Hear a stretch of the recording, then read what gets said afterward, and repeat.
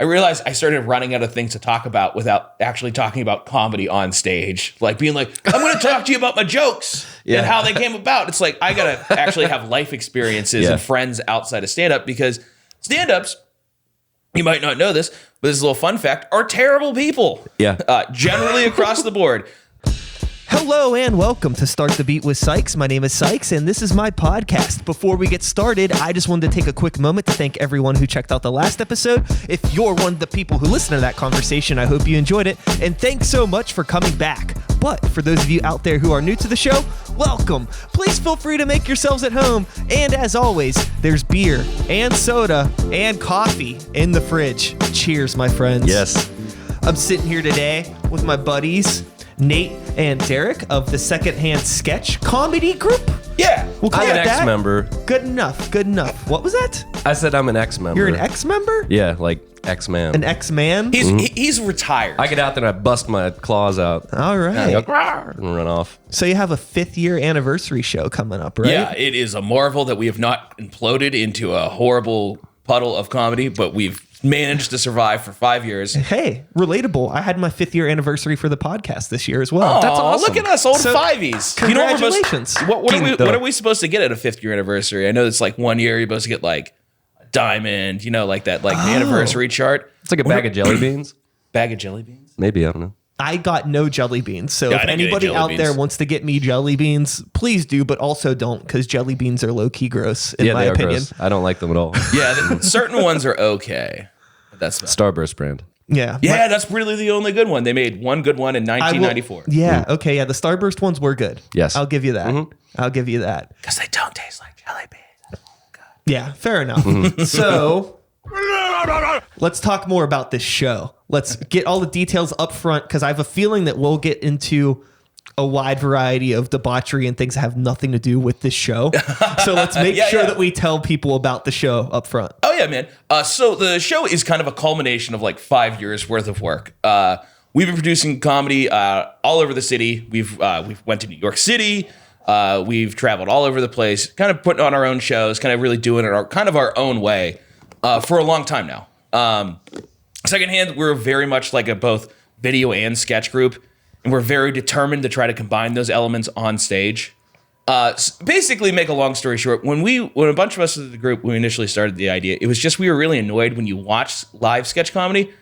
Because even when you watch SNL on TV, there's like commercials and breaks and stuff, and there's like transitions. But like when you do it live, it's like, okay, cool, we're going to sit here for 3 minutes while a couple dickheads move some stuff around on stage. Sure, yeah. And what we wanted to do was just present a very streamlined, natural show that had momentum to it. That like the show kept moving, that kept you laughing the whole time and kept really engaged the audience. And, this 5th year anniversary show is kind of a celebration of all that. We brought back every single cast member in some capacity.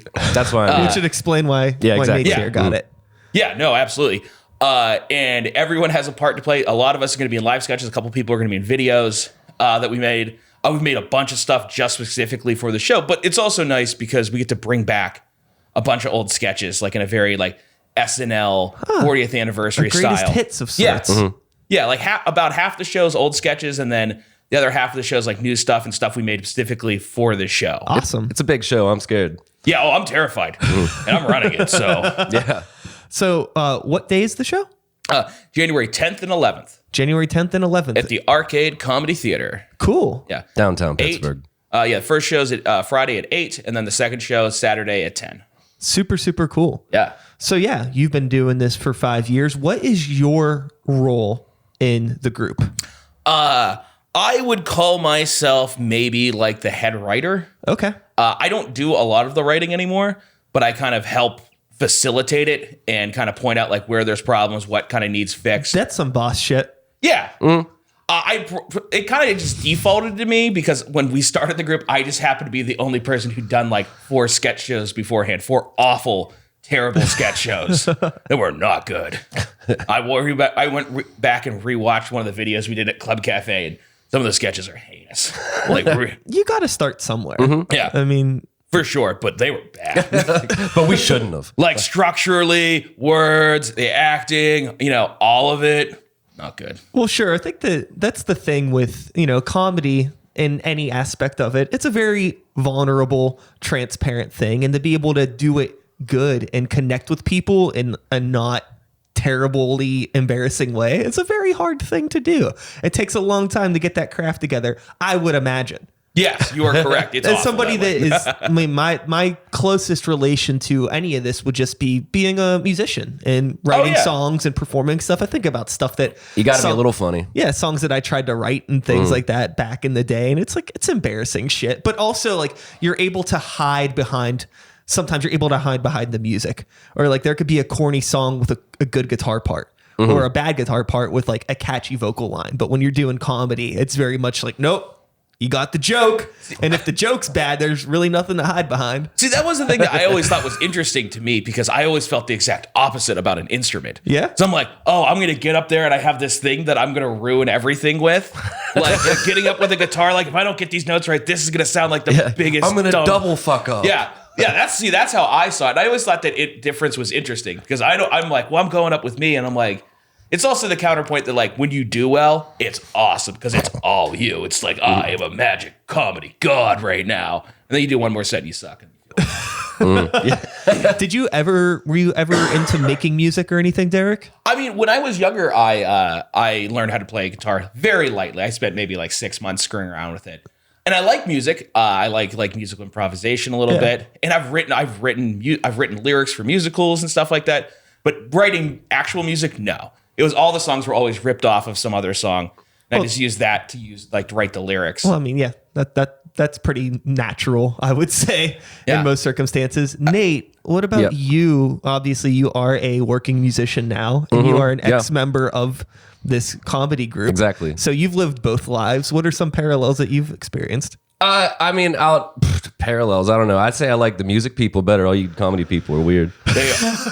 We're monsters. Yeah, exactly. They're all. Yeah, that's all I gotta say as far as that goes.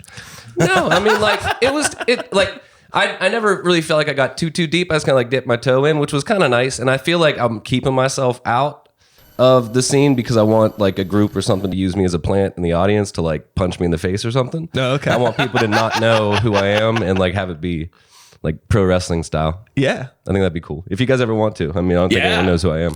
But yeah, I guess in your short time then doing whatever What I comedy had like you did, 2 years, 2.5 years. Yeah, you had at least 2 Something like years. that, yeah. Yeah. Mhm.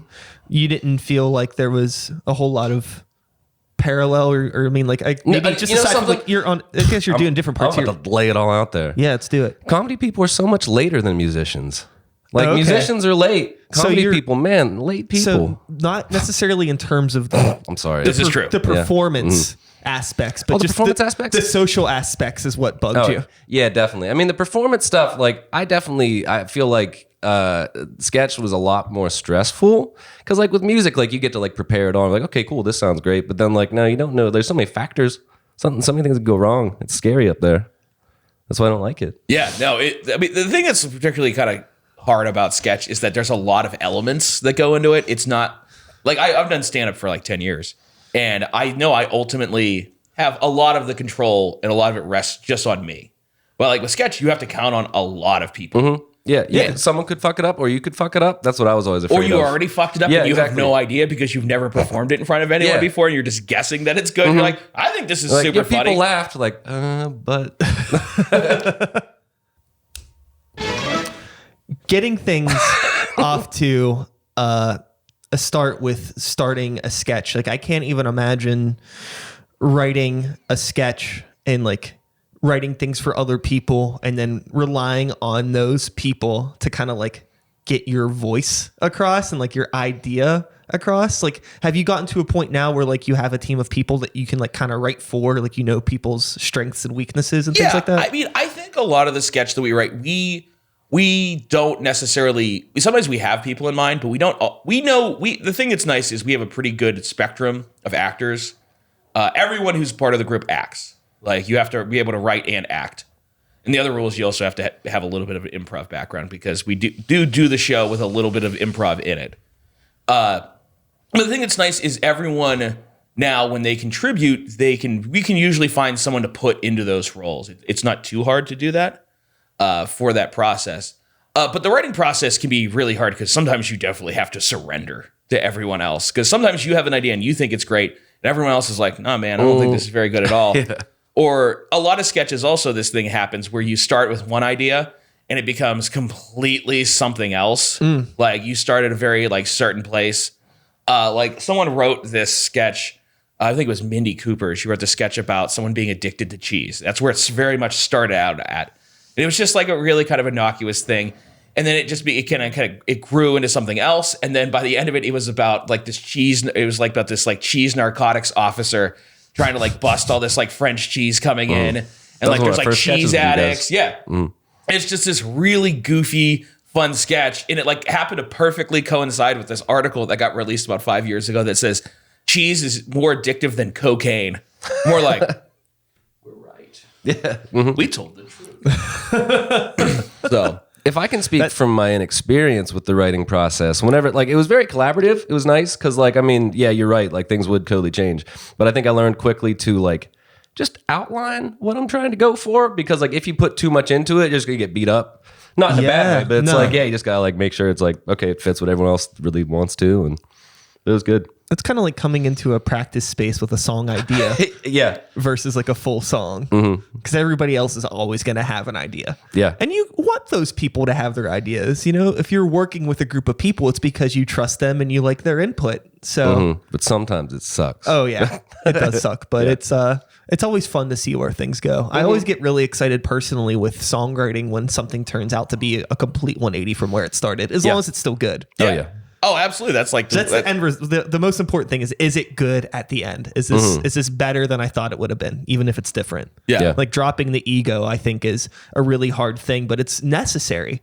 And I can imagine that's probably hard for a lot of people in comedy. It's definitely hard for people in music. Yeah, I mean, for sure. Like it's just comedy. It's so solitary. I mean, sketch groups is one thing, but I'm just talking like individual like stand-ups and things like that. And that's actually like one of like the things that like I really emphasize. Like when we started doing Secondhand, like at the time I was still doing improv. Like I was very multi-discipline, like kind of comic. Like I wanted to try everything and like experience everything.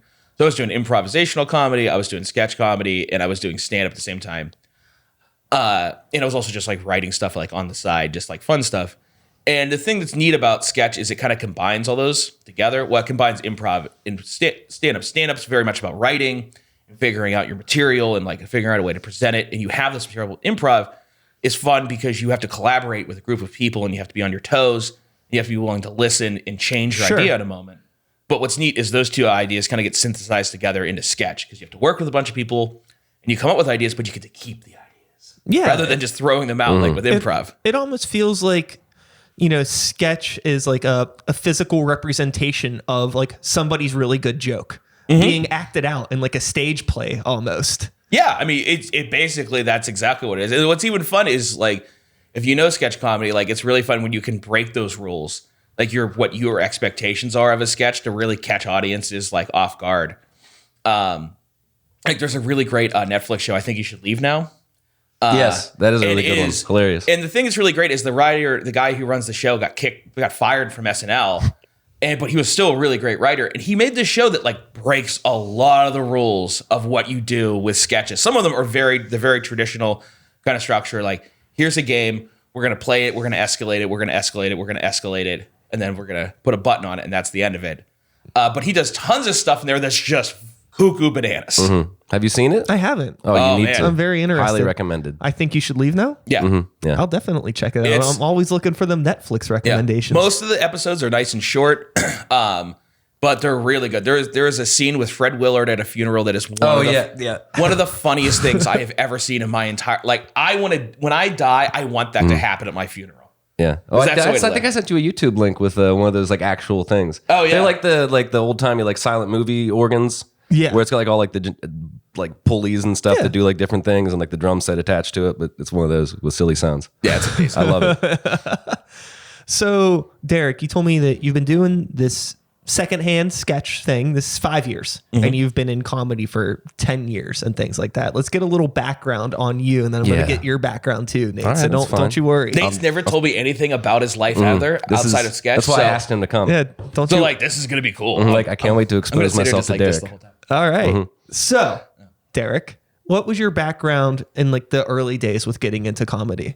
So when I was a kid, you know, I was a chubby fat kid. That the easiest way to like basically deal with bullies or something was to be funny, right? So like that's how I dealt with stuff. And when I was in high school, I did a talent show and I did stand-up comedy, which to this day I cannot believe I did now because I have way too many like anxiety issues that I can believe that I actually did that. Because going up in front of like 400 of your peers at a talent show and telling jokes. It was destiny, dog. Oh. I don't have the tape anymore, but I did watch it at one point, and I was like, some of this is okay. You know, I did a staged rap battle in my high school talent Staged? show. What? It was between me and the other goth kid in our high school. Yeah. And we like set it up with all the teachers and everything. We're like, we want to do this thing, but we want it to come off as real. But we had to like script the whole thing and show it to them and That's make sure good. that they were okay Gotta with do it. what you gotta do. So yeah, we had like a stage rap battle that everybody in the school thought was real between the two goth kids. It was awesome. That is the awesome. tape's gone. I don't know where it is, but it does exist. man. Yeah, I wish I had it. Dude, that's amazing. Yeah. I'm not gonna lie, that's scarier to me than what I did. You got to set that shit up. You know, stuff doesn't happen. Cool stuff doesn't happen. You got to make In it a way, happen. it was almost a sketch. Yeah. Yeah. Yeah, a little bit, yeah. There you go. I just realized that. Well, how scary would it have been if like halfway through the other guy just starts doing completely different raps at you and you're just like now oh, I have to improvise. No. Yeah. But yeah, no, I went to college and I found out about drugs and women. Oh, Hell and yeah, booze. boy. And so I kind Wow. of I was like, I'll just do this. I'll go into radio or something. Yeah, I'll go into a dying industry. And I worked at WDUQ for like a year and I'm like, how do I get in the morning radio? They're like, we could have a comedy background. I'm like, I do really want to go. So I basically, after I got out of college, I had this awful corporate job and my buddy calls me one night and he's like, hey, they have an open mic down here. He said, you wanted to go to my comedy, man. It's a bar we used to go to. Why don't you come down and do it? And I'm like, okay. And so like I wrote out material and like I did some old stuff and like it worked for a while. And then So like with old stuff, like you like maybe had ideas for comedy Yeah. like in your back pocket. I had jokes or like anecdotes I'd tell to Okay, friends like cool. for a while. Yeah, I gotcha. And then like, and they worked initially. And then I had to like, and then for a good year, I ran out. I just ate big bowls of comedy shit. Like it was awful. That's the other thing that I find really impressive about stand up is that it's like there's always a new set. You know, with musicians, it's like we can ride out, you know, the same material for 4 or 5 Oh, yeah. years and it's fine. But you can't do Spice that it with up a little if comedy. you want. Well, people do that with comedy. It's just not good. Okay. I meant on like a professional level. On Yeah. like an underground level. Oh, I'm yeah, sure yeah. there are people that have been doing the same fucking 15 minutes for 3 years. Oh, Longer. 3 years is hilarious and how try 20. Yeah. Like I did a show a year ago where the guy who opened up for me did a bunch of jokes about Yaz birth control. Oh, man. That's Do you old. remember Yaz birth Yeah, control? I remember Yaz. Yeah. I remember all the birth controls. The best part, it was a high schooler's fundraiser for him to get money for college. Like he set up this whole event just to raise money. Oh, geez. And it was like a really great event. And like, I'm middling on it. And the guy comes out I'm just gonna say his name was Chris. I'm not gonna say anything else about him. And he worked the very first weekend, like the Improv opened, like back in like the 90s. And he was like an old comic then. He has like credits like really old. So like I met Sam Kennison once. He was dope. Yeah, And I'm like, ooh, okay. That's neat. He's dead. That's neat. He's dead. And he just goes up, and His catchphrase. I've never seen any, like, no one even knew what he was talking about. And like, even then the jokes weren't good because it was just like a lot of like bad menstruation jokes. Sure. Like, you know, as opposed to those good menstruation jokes we all exactly. know There has come to to be love. That's my you favorite know? genre. Oh yeah, favorite. That's right. I have a few for you in the car. Thanks. But yeah, that like your material. The thing is some material like stories and stuff can work forever. Like as long as you keep tweaking them, like and you don't have too many references to old things. Like I have a story I've done for like 5 years, but like I update it and I change it like as it goes. Like and it's never been quite the same. But it's not. It's a story about me finding a dildo in my dad's house. And just like Nice. oh yeah, it was super nice. Hell yeah. But like I constantly update that and change it. Like, and I still tweaking it because I'm like, there's someone who I can't remember who posted this line. They're just like, listen, you're not done fixing your jokes or doing them until they're on an actual album or they're on a Netflix special or a Comedy Central special or something. Like otherwise, you still need to keep working on them. Yeah, no, definitely people do way old material. So you were just getting into open mics then back. Yeah. That's where we kind of left off. So you start doing open mics with some material, old material, new material. And then I got fired from that job. The corporate job that you had. This awful corporate job. Yeah. Which was just working on like foreclosed homes and selling them to banks, which I didn't know for a long time. It was great. Just read from the script, Eric. I didn't even deal with those people. It was just like I was dealing with the people appraising the houses. Oh, geez. And then like somehow one night someone got through to through the phone line and they started screaming at me. And I'm like, what is happening? Like, because I have no idea. I've been dealing with these realtors the whole time. They're like, you can't steal my house from me. And I'm like, whoa, we're taking people's houses that we stole from them. Holy shit. Like, this is an awful job. Luckily, I got, like the morning I got fired, I was looking for another job. But once I got on unemployment, I was like, okay, cool. I'm making a decent amount of money on unemployment. I'm going to ride it out and do as much stand-up as possible. Whoa. And the American dream, baby. Yeah, That's right. Hell yeah. Whoop, whoop. So did that for a while. And I've been doing stand-up ever since. Not too long after that, I started doing improv, which is great. Really great writing tool. You've done improv too, right? I took 2 classes, 101 and 201 or 102. Yeah. All right. Mm-hmm. Yep, it was fun. I liked it. I feel like improv is like swimming in air. It's impossible. It's scary. Yeah. See, I feel like that's the end result of everything I'm saying. I'm like, I'm afraid. Me too. The world Yeah. is scary. But no, it was a good time. I liked it. That's actually how I got into Secondhand Sketch. I was an intern at the arcade, which was a great job. Do they still do that? Mm-hmm. It's a lot of fun. If anyone's listening to this or watching, you should do that. If you like to do comedy and you like to take classes, do All right. So this would be a good time to then maybe backtrack a little bit. Yeah, Let's talk backtrack. about your history. Oh, hi. Nate. My name is Nate. With comedy. A lot of people probably know you from your music shenanigans, but let's talk about comedy a bit. Like what was what made you want to dip your toes in that water, as you said earlier? I was looking for something to do. I mean, I had like, my friends and I made silly videos and stuff in college and all that. But like, in Pittsburgh, I hadn't been living here for that long. And I was like, I need to find something to do with my time. I didn't really have a band or anything going on. And I was like, I should either take like cooking classes or go take like improv comedy classes. And I didn't want to take cooking classes because I already knew how to cook. And I feel like it'd be one of those things where you show up and you're just like, oh, what's this? A spatula? And you're like flipping pancakes up real high and like trying to be the cool guy in the class.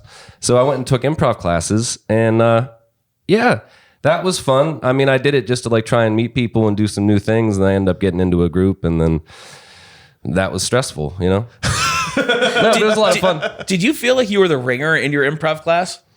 No, I mean, my improv class was pretty cool. I really liked the people that were in it. Do you know Nathan Zub? Yeah. He was in my improv class. Zub was in your class. Yeah. There's another like local improv, what's it? Alex O'Brien. She's out in LA now. Yeah, she was in my class. Oh, cool. A couple other people. What's her name too?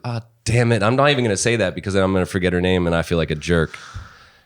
No, I already did it. I fucked myself bad now. Son of a bitch. An unnamed person who was also great. But did that and I mean, did a show. The show was a lot of fun. I don't know. I think I hate myself for this, but after taking the improv classes, I've become a person that if I would talk to anybody that wants to do some sort of performing, whether it's like music or just public speaking or anything, take improv classes. Yeah. Because like it helps you work through situations and like actively listen a whole lot better, especially even like in stage banter stuff too. Like if I was up on stage with somebody else, like in a band that actually I knew I could like trust them with like improv kind of things on stage, like, man, that would make things so much easier, Yeah. The thing that I love about learning all of these different skill sets, and this goes back into you, Derek, and like your background in being interested in doing improv and stand-up and sketch and all of these things, is that you learn these abilities, and just because you like try something out doesn't mean that you have to stick with exactly that thing forever. You could just take the skills that you learned and apply them to the next thing. And there's always skills to be learned from anything that you do that you could just apply to your life in general. Just, with improv being better at talking on the spot in conversations. Yep. Yeah, Maybe not saying and like so much. Yeah. I mean, I think Nate hit this on the head is it's the listening skill. Mm-hmm. It's that we all know how to improvise. Like everyone thinks when you say improv, they're like, oh, this is whose line is it anyway? Like we're gonna do these incredible games, but like that's a falsehood. Like if you actually know how that show's made, it's like an hour and a half or 2 hours of show that they cut down into a half hour. Oh, sure. And they put all the best parts. It's 5 hours long. The taping of that, people hate it. Some of the absolute best sketch. Like I watch Ass Cat, which is like Amy Pollard, How many and all S's the are rest. in that? Everyone else who's part of Upright Citizens Brigade. They during their improvisation and stuff. Like not all of it like is killer. Like. They're not always destroying. Like that's part of the process. Like sometimes things hit, sometimes they don't. But like that listening skill works for everything. Like it makes you a better writer. It makes you more. It's about being perceptive and like listening to the world around it. But like we all know how to improvise because I think we're improvising technically right now. Shut Yeah, up. I guess life in one way or another is one big improv act. Some more for others. Yeah. It depends on, how you present yourself and what situations you put yourself into as a person on this planet. But I think that I really love the concept of taking those skills and thinking about them on that level where it's like, oh, this is just making me a better person, better at doing things, even outside of the act of improv or sketch or whatever it is that you're doing. Yeah. And I think another thing too to talk about is like the importance of sucking. And we were talking a lot about like sucking, but like being persistent to get through the suck. Yeah. Because it's going to make you better. The only way you get good is by sucking for a long time. My like second level improv class, I remember like the class that we had before we did our show, because every time you do a class, you do a class show at the end of it. I remember that I was partners with Alex O'Brien, like I mentioned, and we basically got to do 2 scenes. The first scene that we did was like kind of like a practice thing, and so like I went up with her and I just butchered it. I made it real awkward. It was a bad sketch, and I was terrible. And not sketch, like bad improv scene. And after it was over, I remember the teacher was like, "Nate, what the hell was that? That was terrible." And I'm like, "Yeah, I know," and like just kind of like ate it. And then went up to do the last one, and like I forget what the sketch was. Who told you it was terrible? Was it Ben? Yeah, it was Ben. Yeah, this is the thing. Ben Mayer, and I will say his full name. Ben, I love because a lot of times the improv teachers are very nurturing and caring, and that's the way it should be the first level because they want you to Christy take Nolan, on these wonderful skills. Yeah. and then after that you get Ben. Who Ben's like, listen, I've done short form comedy for 30 years, and he is amazing. He has a beautiful dog. He has a handsome kid. I love him. And he was like the only person who would just tell you when you eat shit. And I like that was the one thing that always like I loved about him. Yeah, no, it's awesome. It ended up I got to go up and do one more scene, and it ended up being like something ridiculous where I was like pretending to be a Christmas tree that was getting chopped down, but I was like trying to convince the person not to chop me down.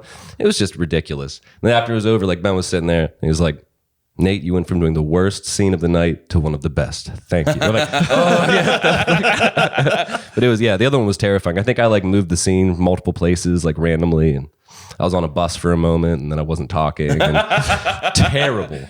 Oh man. No, it's really fun about like improv because sometimes that happens. Like sometimes you have a really strong idea and the other person has a really strong idea. And it's like, how do we reconcile these two things? You don't. Sometimes it works and sometimes it does not. Sometimes there's no synthesis whatsoever. And it's just like, here's this idea, and over here I'm going to be a squid. Yep, I felt so bad for Alex. So bad. Well, I think that's what makes things like improv so exciting is the fact that it can go wrong at any moment. And when it doesn't, it's this beautiful thing. But when it does, it's like, well, that was awkward, but it's inevitable. It's going to happen. Ta-da. Not everything can be great. Otherwise, the art would have no reason to exist if it was easy. Oh, yeah, for sure. Did I finish up how I got into comedy? No, not really. All right, well, but we can get there now. Did those classes. I was an intern at Arcade. And then Mindy Cooper, who we mentioned already, she was like in charge of me. And she was like, "Have you ever thought about doing sketch?" I mean, I think she asked me how I felt about sketch comedy. I was like, well, if I could rank the comedies, I would say I think stand-up's pretty cool. Sketch would be next, and then improv third. And then she was like, "Well, do you want to do sketch?" And I'm like, sure. And so then she was like, okay, here's some sketches. Do it. Come hang out with these strangers. And then they liked me enough to let me hang out. Cool. And then it was like 2 years in. Yeah, So- you did about almost exactly 2 years. So with sketch, there's more like things that you have to memorize and more beats and more Yeah. people involved. I That's what I imagine. like about sketch. I like sketch as far as like comparing to music and everything. Sketch, you get to at least like plan what's going on, even though you do get to have fun in the middle of it. You get to know like what you're doing instead Yeah, of there's more of an outline. It's maybe a little bit Like harder for it to like a get off the sketch. rails. And the thing that was really interesting about you is like you were like really one of the first, like everyone up until that point had been part of the group was like improvisers and stand-ups. Like we deliberately, because up until that point, all the stuff I would either have been all stand-ups or all improvisers with sketch. And I really thought it was really a good place to have those two people together. And you did some improv, but I would never define you as an improviser. Yeah, I always liked whenever Zach would like try and jump into an improv scene with me just out of nowhere. I'm like, what are you talking about? And he's yeah. like, oh, Nate, really fun to hang out with you. I'm like, okay, great. But this is the thing. You were much more like a stand-up than an improviser, like as a person. Like, but like because you have a very like natural timing that like comes with like the way you have like you very much could like you were willing to say no. Like Yeah, all you're the willing to time. shut things down, I love and that's saying funny. no. Yeah, I know it's super good. Oh man, it's the best. That's the best thing. Is like an improv. When you're an improv, it's yes and right. Yeah. That's the expression or whatever way that you want to say it. It's like, I did no fuck you. But with stand, no, yeah, the difference is in stand up. It's like, nope, I'm out. I'm not engaging. Not doing this. And that can be really fun too. Is when you just shut people down because now even though you've kind of screwed over the person, it's still fun. Yep. But no, you definitely had more of that. I mean, you even talked to me about doing stand up. Yeah, I mean, it's still scary. I'm too emotional.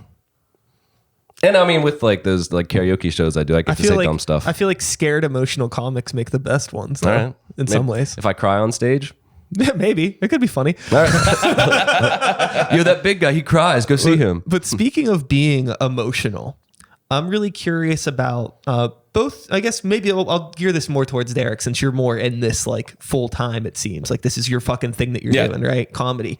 How do you engage with like content that is not comedy related? Do you like? What do you Like it, like just in your personal life?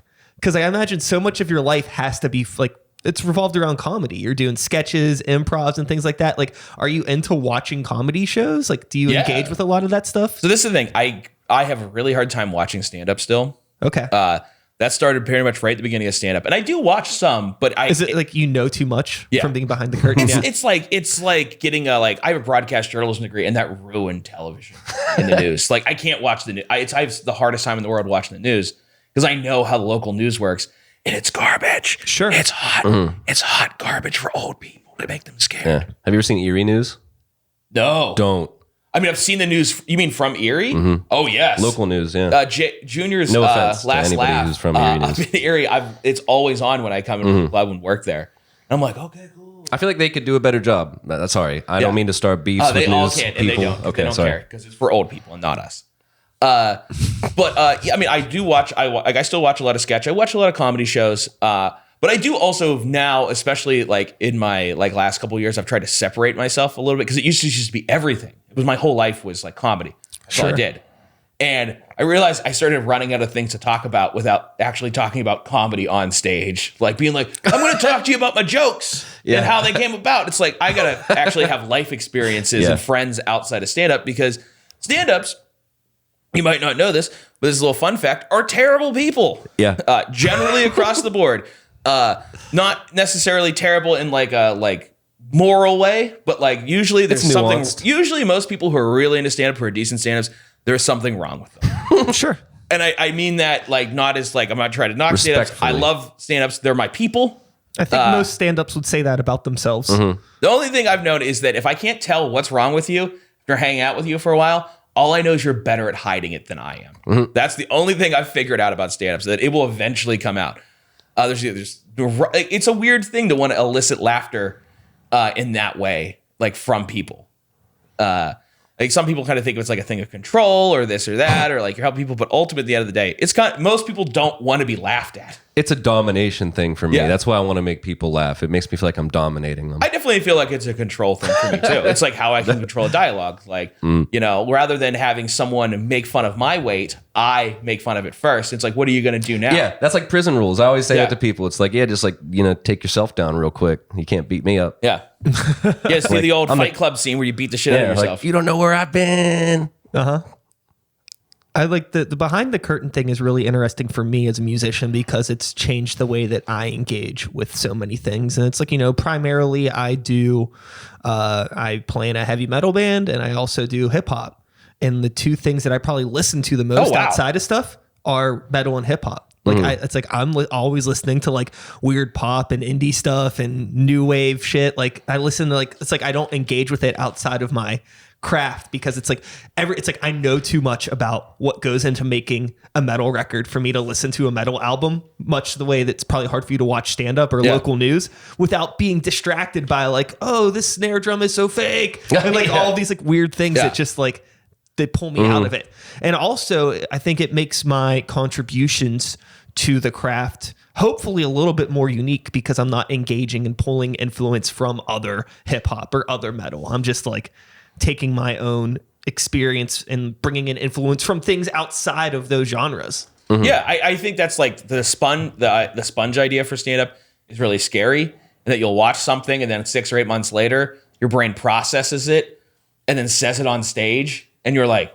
wait, and like this thing happens. You're like, where did that come from? Sure. That? Then you have to Google the joke and you have to run it past people. Well, check out the seat. Like there was this line I had in some joke. I can't remember what it was. I can't remember what the joke. It was some punchline that said, the reason I'm so I think the line went like the reason I'm so fat is because every time I'm allowed to swear in this thing, right? I've been swearing a bunch. Yes. Okay, good. Just checking. I just was dropping F. It's like the reason I'm so fat is every time I fuck your mom, she bakes me a pie. And it's about this idea that I say this to people and it's the one time it doesn't work. Okay. And this guy shuts me down and it just becomes this horrible situation. But forever I was convinced that I did not come up with this. And if you're listening to this right now, listening audience, and you've heard this before from anyone else other than this sweaty man right here, please tell me. Please call me at 724-612-4030. Give me your address. No. All right. Excellent. That was amazing. But seriously, if anyone's heard, I've told that joke for like 2 years now, and it's one of those things that like I'm like, I think I came up with it. Yeah. But I'm not 100% sure. And that's scary, like as a stand-up, because it's the biggest thing in the stand-up community is not plagiarizing other people. Yeah. I bet the original comedian's sitting there being like, "Oh, I'm gonna get you, Minto, one of these days when you Please tell come get that me joke. and tell me, and I'll stop doing it. I'm 'cause gonna that's the show last- up. I'm gonna get you, Minto." That's another interesting parallel between comedy and music, where I feel in music there could be 10 people that have songs about, you know, the same thing, and it's not a big deal. Confession. Or 10 riffs that sound the same. Northern Gold's gonna start playing psych songs. Okay. We're just gonna take them. All right. Yes. Have fun with that. I mean, Yeah, I wouldn't know. they no matter what be a cover, or are you gonna play them exactly? We're just gonna put them on an iPod and dance. Okay. That works. Yeah, I'm not gonna lie, I would totally be into that. Like if that was a band. I'll do the same thing. good, excellent. I'll I like just that. start rapping over Northern Gold songs. And I I'll like sound that. like Lil Nas X. Yes, please. Yeah. We're gonna do some collabos. Yeah. That'd be good. Yep. But yeah, it's just interesting to think about like how that's like how fresh and how personal everything has to be in comedy. I guess particularly more in stand up, but I imagine too in sketch as well, just because everything is so there's nothing to hide behind. Yeah. So it's like the idea has to be original, or they ripped off this other sketch show, they ripped off this other comedian. And music, it's just like, oh, whatever. So like what's interesting about that is like Secondhand very much started out as like we very much based our aesthetic at the very beginning on Kids in the Hall.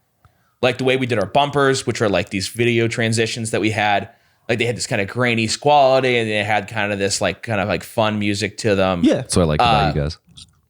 And eventually that was initially a choice that Chris, like one of the original founders of the team kind of made. And as we grew, we grew out of it. Like we transitioned into something else different. and we developed our own style. But like very, very beginning, it was very much emulation of Kids in the Hall. We're like, we like these kind of sketches. We're going to present it in this exact same way. And it was funny is like someone later came to me and complained to it. I'm like, he's like, you don't even know what you're ripping off. And I'm like, yeah, I know Kids in the Hall. And he's like, it's intentional. Blah, blah, blah, F you. And I'm like, we knew what we did. F we you did too? it deliberately. It was more of an homage, maybe. I Maybe mean, it's like you need to start somewhere. Yeah. You know what I mean? Like if you're learning how to walk, do you yell at a baby for walking like another baby? I do. It's like, Yeah. you would. But you did yell at that moonwalking baby all the time. You're a unique and beautiful person, Nate Hall. I try. Mm. So, when you're starting out something like this, you start writing songs as a band. It's like, okay, yeah, sure. Maybe everything that we're doing right now sounds like Nirvana or the Smashing Pumpkins or something. But, moving forward, we'll find our own voice and then you'll grow from there. It's natural. Yeah. Yeah, like, and the thing that's like nice to us, we do have sometimes sketches that are like not exactly like homages, but like sometimes there's like a light reference to another sketch.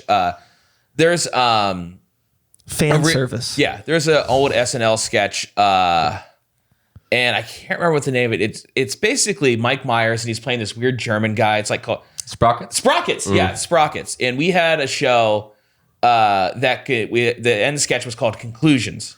The first sketch was called Intros to Intros, which was a college class about teaching how to do introductions. Yep. And it was real funny. There's all these people who don't know how to do introductions. And this show ends with conclusions. Yeah.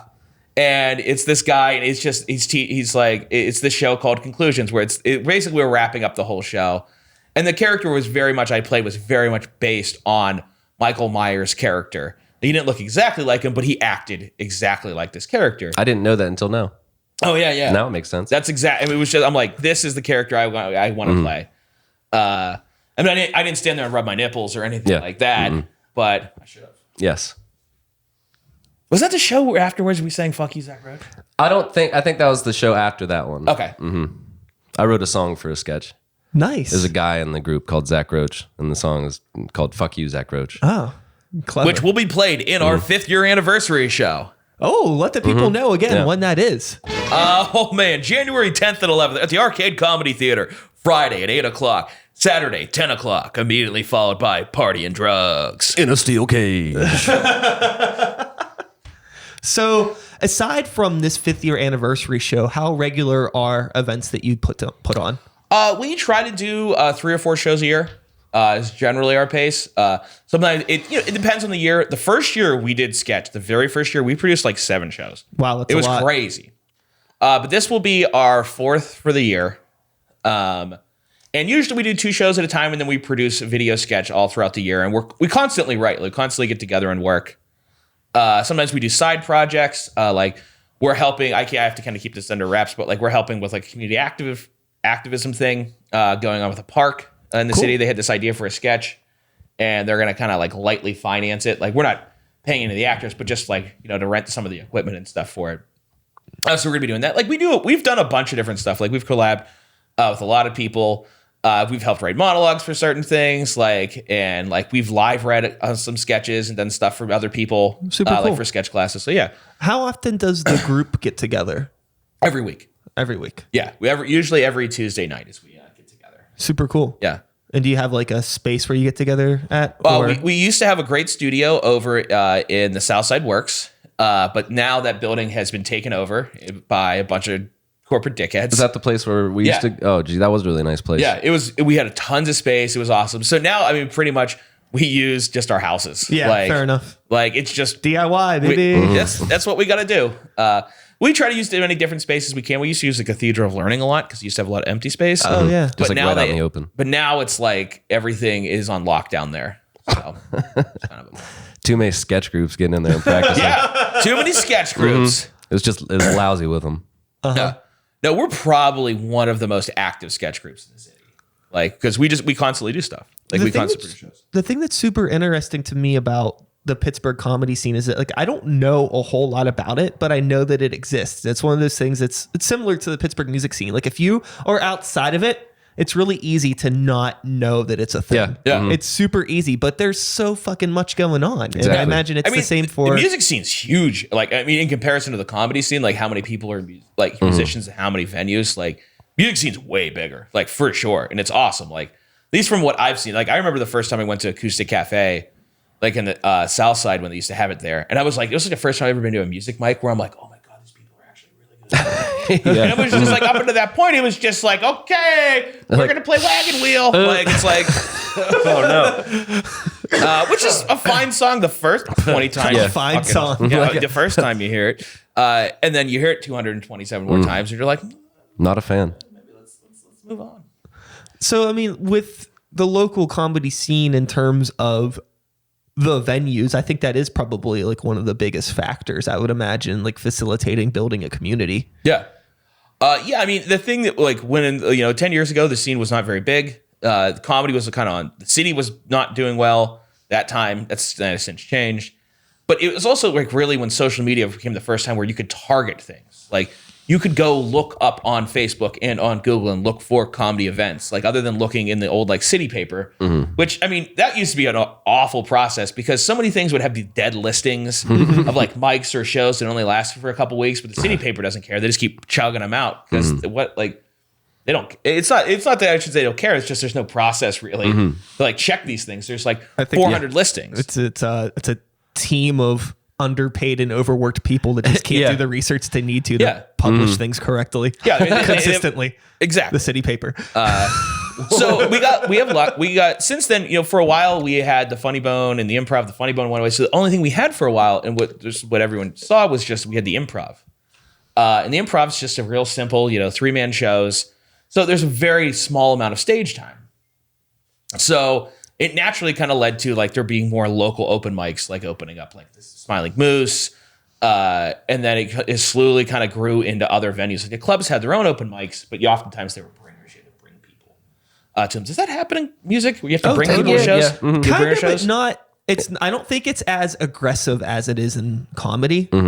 Like I know, like it's not a thing where it's like here's tickets for this show, and then go out on East Carson and hand these tickets, and if people don't show up, you can't bark. Like that bark. We bark too. Yeah, that kind of thing is not really super big in music, but there is a lot of people a lot of promoters that will try to convince you to sell tickets for shows and like, hey, like if you can meet this minimum, you could play, but most of them will still let you play even if you don't meet the minimum. And you probably just won't get asked to play again. Yeah, there's that. So like for a while, that was all we had. And the open mics kind of grew out. And then what was great, right around that time, we started getting to like the improv theaters. Like there was first the Steel City Improv Theater, then the Arcade, then on Plan. So there's 3 of them now. And with that, like we got kind of lucky. Some of the stand-up venues like got better and became more like stable, like Pleasure Bar and like Scarpazi's. And then there was also Ham Bones, which is like Jeff Holt, who runs that bar. Like I've worked with him for about 9 years now. I've worked with him pretty much. I've ran an open mic for him forever. Yeah. Best one in the city, right? Yeah. Well, that's what people say. I don't say it. Like, okay. Anyway. But the thing was, we got really, really lucky with is we finally had an owner that actually supported the arts. Like most bar owners, what they were interested in is treating stand-up like karaoke. Sure. It was an event they had. You need to sell alcohol. You need to do this. And then we will pay you out this money. Or it's like trivia, right? It's like, we want you to do this. So it brings in people and they stay. And that doesn't always, sometimes you have bad shows. Like sometimes things don't go well. What? Sometimes somebody gets up at an open mic and because people can say whatever like they want. And someone goes on some crazy racist tirade about Jewish people or something. You're like, whoa! And you can shut it down as fast as you can, but it's still said. Oh yeah, Just get the hook man out. Yeah, I imagine that's like a really big problem just with like because you're trying to facilitate a place for new talent to flourish and you want to find new people. You want the community to grow. So it's kind of like this open door policy. And that's the only way these guys can practice. That's what scares me also about that kind of stuff. Yeah, it's hard. The weird thing about stand-up is you have to practice in front of yeah. you can do exercises at home. You can go through your material saying it, but and the thing is, by the way, that example like has happened only a couple times. Sure. Most of the time, it's just people just getting up and it's not really working. Like that's really what happens most of the time. It's far sadder than that. It's like we have very few like edgelord comics who are like going out and be like, women rights are dumb. We need to reclaim our white heritage. We don't really get that. Like, and those guys that do immediately get ostracized out of the scene. Like no one really puts up with that crap anymore. Yeah. That stuff is like It's so interesting to me to like, it's okay. It's one thing to be like, okay, I'm a stand-up comic and I'm going to tell stories. And even if I am here to not necessarily connect with the audience, I think you do want them to connect with you in some aspect and it to be a thing, but to like go up on a stage and tell things that, like edgelord shit. Like I'm the only person that thinks this is funny. And it's like this ego thing that is completely preposterous to me. And it's like, I don't know why you're using this avenue to try to get this message across. So this reminds me of this really weird thing that happened about a month and a half ago. You're the guy that did this. Know that you're a dickhead. I hosted a show and I walked out of the bar and I went to go get a drink at the end of it. And this guy slides up to me. He's like, "Hey man, so let you know you did a real good job hosting." I'm like, "Thank you." Thank you. I really appreciate it. He's like, "I'm thinking about doing this." I'm like, "Heck yeah, man." He's like, "Yeah, I've been a performer. I've done opera. I've hosted tons of things, this and that." I'm like, "That's great, man." That was Paul. Well, no, actually, I am very encouraging of anybody. Sure. And I'm like, "Hey, if you have a performance background, they'll definitely help you up there." Like, and then I say this very innocuous comment to him. I'm like, I'm just gonna let you know, man. Like, it's just the thing that's interesting about stand-up. It's not what you think it is. And he's like, No. I know what stand-up comedy is. And I'm like, okay. Well, I'm just trying to explain to you, just like it was like, hey, make sure you go up there with a plan, and to get up there, just know that it's not like stand-up is weird because it looks like you're just talking and engaging with the audience. That's not really what's happening. Oh no, it's very similar, I think, into my experiences that I've had being a DJ, where like you're like reading the room, seeing what the crowd's reacting to, and sometimes you might have to make a switch. Like I imagine maybe a joke that you were planning to play next or say next in a song that I might have been planning to play. It's like, well, the room's not reacting the way I was thinking. I might need to shift the tone. Yeah, that is 100% spot on. That's great. It's this like process that you have to adjust to. And it's also like sometimes things don't go well. It's like boxing, and how boxing looks like two people are beating the crap out of each other, but it's really a lot more strategic. What? And like what you're doing. Yeah. Like where your footwork is. It's all this stuff that if you don't know a lot about it, it's nuanced. Mm-hmm. And like I'm just getting this screaming match with this. I mean, he's screaming at me. He's like, "I understand comedy. I've hosted."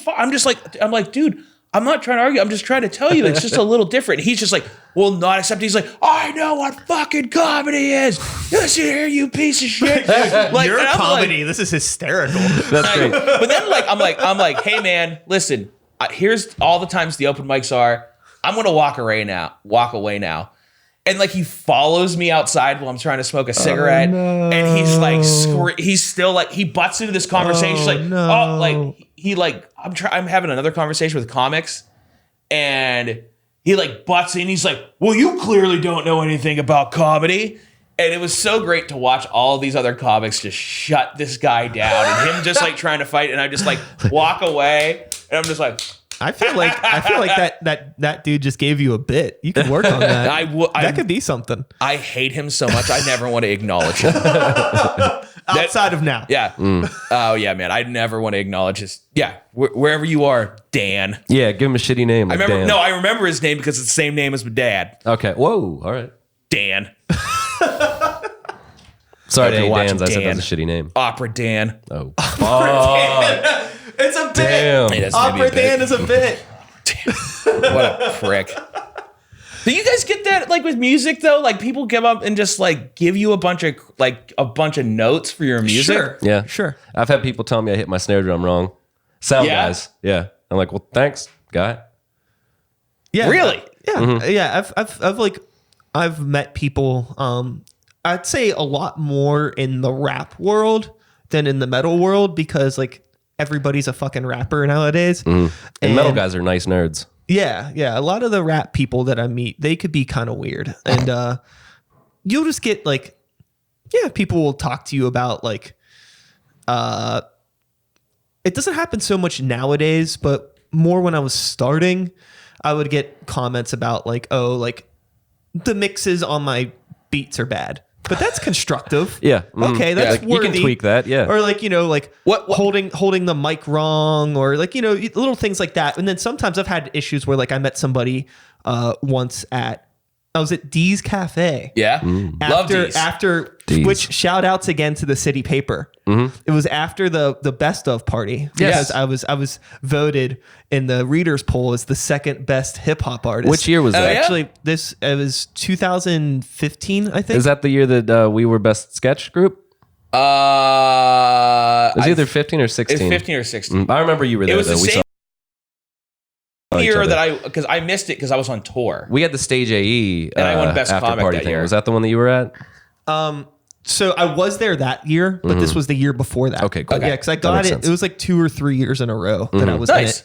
in it. And Look at all these besties in here. Best what sketch. happened? look at that. I still had my name tag on me. So somebody came up to me because I guess they recognized it. And they started talking to me about rap and like, yo, I'm a rapper, like spit something. And then like start like rapping songs at me. And it was kind of like one of these things where it's like, okay, yeah, fundamentally you can rap, you can write, but there's a lot more that goes into this than just like having a verse, like actually like recording a song properly, performing, booking a show, learning what it's like performing and doing all of these things. There's so much more nuance and it's not what you think it is. Yeah. Well, it's like everyone.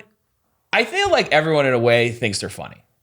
I actually do think most people are funnier than they realize. But it's exactly what you're saying. There's a whole process of actually doing it, being committed enough to go through all of these steps, not just being like, it's my destiny. This is going to happen to me. Like, it's like putting in the actual work and the effort and learning about production and like learning about a craft and learning about other performers and investing into a community. Like, there's all these elements that people just really kind of take for granted. And they're just like, I'm the funny guy at the factory. I want to go down and kill it. So, like, there's so many people who think, oh, I'll do stand up for like 2 months and then I'll probably start working the clubs.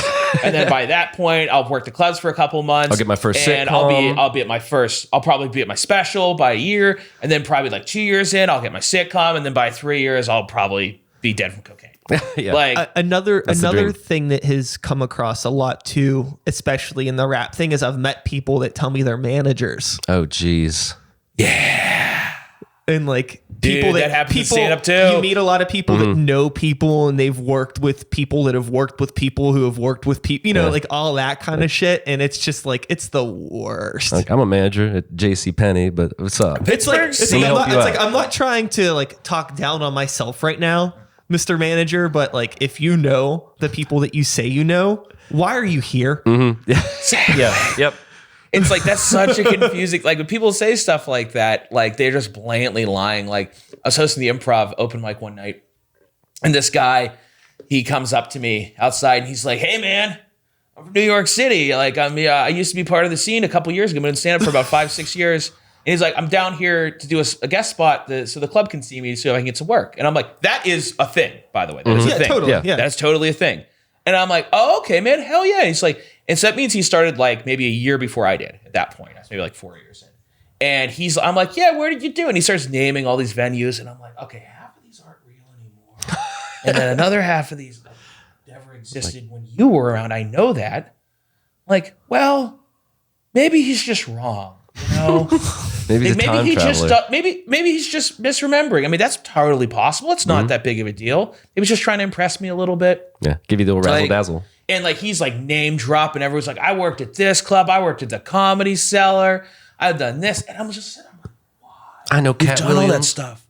Why are you having to do a guest set at the Improv? You should just be with a headliner and featuring for them. And I'm like, and this is what I do. I'm like, I'll just watch a set because the proof is in the pudding or whatever, you know? And I watched him go up. I've told this story before. This is one of the funniest things I've ever seen in my entire life. And he's like, hey, Pittsburgh, how we doing? And everyone's like, and then it's like, what's going on tonight? Pittsburgh. What's shaking? And at that point, he is like fallen in to the comedy fallacy of, oh, all I have thought about is my intro. Intros to intros. He just, he did another 30 seconds of intros. Hey, how are you? Like, and then like he tried to do a bit and it made no sense. And then this guy, and like, it was like, I couldn't look at the stage because I felt like so bad for it. Like that was like awful. Audience dead silence. And some guy in the audience did this. And I will tell you this, in comedy, this is the last thing you want to happen. Is that an audience doesn't hate you anymore. They've went so beyond hate or dislike that they pity you. That is the worst feeling that you will ever get as a stand-up. I've got it a couple times. It's the closest I've ever come to winning comedy every time. He's trying. Hey, let's give it up. And this guy, he's like, hey man, nice shoes. At that point, I laughed my ass off. I had to walk out of the room because I was clearly laughing at the situation. And I told the bouncer, I was like, you have to tell me when this is over. And they just had a conversation about his shoes for 2 minutes. And they threw up the music and threw him off stage. And the thing is when you're a host, like in that particular situation, you have to deal with it. You don't have you can't let that go. You're show dad. Yeah, yeah. You're liaison between the audience and the show. Like you're the middle. Like, and so like I had to go up and make fun of him. Like I could there's nothing. If you eat shit that bad, I am sorry. That is my job. Like I have to go do this. And the show is more important than his pride at that point. Yeah. Just walk past like, sorry, bud, gotta do this. And the thing is, I couldn't even. I wanted to talk to him afterwards. He was very gone. Like he did not come back. And later, I actually asked the manager, like, "Do you know that guy?" He's like, "I don't know." Did you ever look him up to see if No. Where are they now? I have no idea. Actually, he died. I know he wore a tie-dye shirt and he was wearing Tom's shoes. That's it. That's all I remember about him. Most of my experience dealing with people that when like complete strangers come up to me and start telling me they're like giving me answers to questions I didn't ask, it's always like a red flag for me. Like, hey, what's up? Like, especially at a show, like, hey, what's up? We're here on blah, blah, blah, blah, blah, doing this and that. And like, oh God, like, it's just like meeting rappers in places like, oh, you rap? I rap too. I've done this. I got a song on SoundCloud with like 100,000 streams on it. Check it out. Check me out sometime. It's just like, whoa, it's exhausting. I didn't ask you about all this. Can we just be like, oh, cool. Like we do the same thing. That's cool. You don't need to start spewing stats at me. Like, that's professionalism. Yeah. You gotta let them know your resume. Right? Like that's exactly like the thing that's like really annoying. It's like a verbal business card. I'm like, I'm not a mark. Like I'm in this with you. Like it's like when someone in stand-up does a character and then doesn't break character when they get off stage and they just keep playing the character to everybody. Yeah. And it's just like, hey man. Hello, Gov. Yeah. Well, there was a guy, like, I'm not going to go to the story. It's not funny or great. But, like, multiple times, it's just boring. And I'm not doing his dumb character. It was stupid. But it's just, no matter what, you talk to him, and it's just like, hey, man, I know you're not this person. Yeah. Like, just have enough respect for me to know that you can drop this act. Because I'm doing the same thing you are, just not so obviously. Sure. Like, leave me alone. Like, I want to just treat me normal. It's like when sometimes there's a problem with like stand-ups when they're on, quote unquote, like they always have their stage presence on. Like they're always like a little too jokey and they're always like running bits on everybody. Pulling your pants down. Yeah, that's the classic. And like usually what you want, at least what I want to have a conversation with stand-ups, I don't want to have like we can joke and have fun, but like I don't want you to be constantly running bits or like constantly trying to make me laugh. Like let's just have a normal conversation. Yeah. Like that's what I want anyway. With other performers. I've met several people in the music scene that have faked British accents. Oh no. Ew. That's such a weird thing, like on a psychological level. Like what kind though? Like was it like hybrid? Was it like a Cockney? Yeah, that kind of thing. Hi, I'm Tim Wolf. Yeah, like some fucking. I'm gonna play this new ditty for you called Wagon Wheel. Some fucking turd from like Irwin with a Cockney accent. Like, top of the morning to you. No, I don't know what that accent was. That was like That's Irish.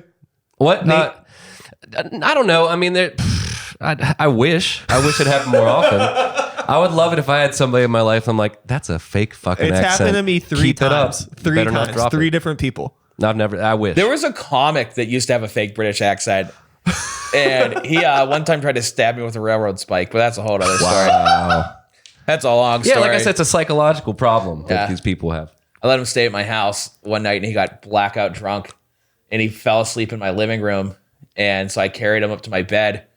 And it was when we were carrying him upstairs, we realized he had a railroad spike in his hand and he tried to swing it at me. And we're like, why? Like the next day I was like, why did you have that? He's like, for protection. Yeah, I was hoping the story was going to go like we took him upstairs and he found my basket of railroad spikes. My old back up in the day when I used to be in the railroad. Or like he was sleeping on our couch and we didn't want him in the fucking house anymore. So we just dragged him out onto the tracks and he came back with a spike.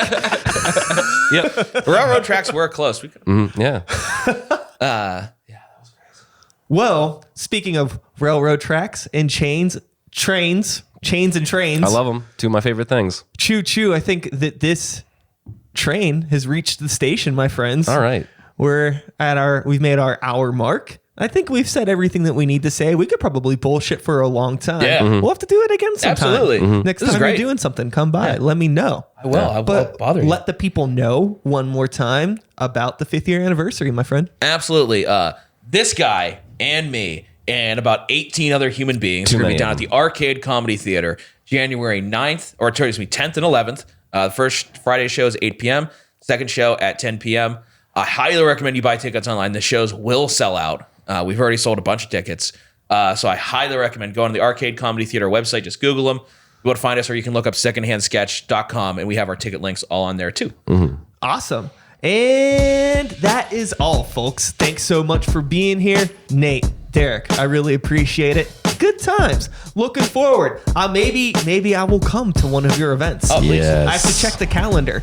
One thing that I always want to check out local comedy more, but I play in 2 bands and have a 3rd band that's about to start playing some shows and have this podcast and a life and stuff. So it's hard to make time for things. Oh, yeah. But I hope I can check out something eventually. You too. I totally understand that mutual problem. Yeah, it's hard. I've seen 2 concerts in the past year. That's it. Yeah, it's hard when all of your homies are just other people doing their own things. But anyways, regardless, I'll be back again in a couple days with another episode. Same time, same place, same channel. You know the drill.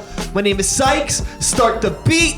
This is the last episode that I'm recording in 2019, and it'll be up probably in the start of 2020. So, hey, Happy New Year, everybody. Have a good day. See you later. Woo, woo. Thanks for listening. And that's it. Nice bird hands. That looks really It turned good. into a face hugger at the end. That looks really good. I was pretty Mine's a happy. Vinoc. Yeah. Cool. Right. We are Oh, done. that was great, man.